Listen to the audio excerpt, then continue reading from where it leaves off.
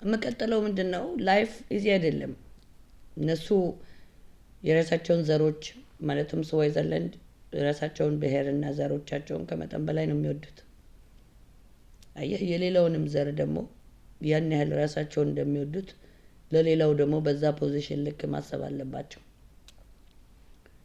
ፋሚሊ እስከሆንን ድረስ እኛ የመጣነው ጥገኝነት እንጂ ጆኖሳይድ ሊከሰትብን አልመጣንም ወደ ስዋይዘርላንድ ወይም ወደ አሜሪካን ሀገር።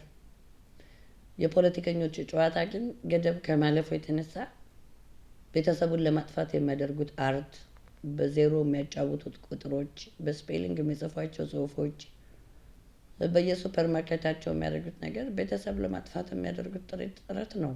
ይሄ ራሱ ለ7 ዓመት ሳፈር የሆንኩበት ጉዳይ ነው።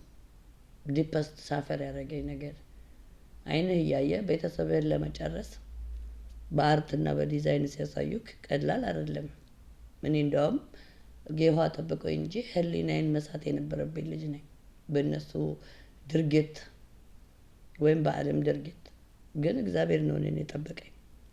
ለማንኛውም ለስዋይዘርላንድም ህዝብ ሆነ ለዓለም ህዝብ የማስተላልፈው ነገር በእኛና በቤተሰቦቻችን ላይ የወሰናችሁት ውሳኔ ሁሉ ከኢትዮጵያም እስከ ትግራይ ከማንም የዓለም አቀፍ ያላችሁ ፍጡራን በእናንተና በልጆቻችሁ እግዚአብሔር እንዲያደርገው ለምናለሁ። በእኛና በልጆቻችን ላይ በወሰናችሁት ውሳኔ። ምክንያቱም ዊሻችሁ ደግሞ በየቤታችሁ እንዲመጣ እመኛለሁ። የዛን ጊዜ ትክክል እንደሆንኩ ይገባችኋል። ዲያብሎስ ምናምን ለምትሉት ሰይጣን ብትሆኑ መሰለኝ እኮ ቤተሰብ ለማጥፋት የፈለጋችሁት።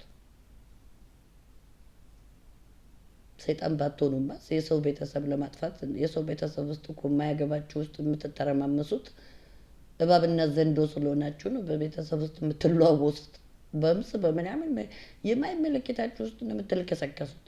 ስለዚህ ፍርድን ለክርስቶስ አልሰጣችሁም፣ ፍርድን ለፈጣሪ አልሰጣችሁምና እናንተ ከፈጣሪ በላይ ለመሆን ነው የተመኛችሁት።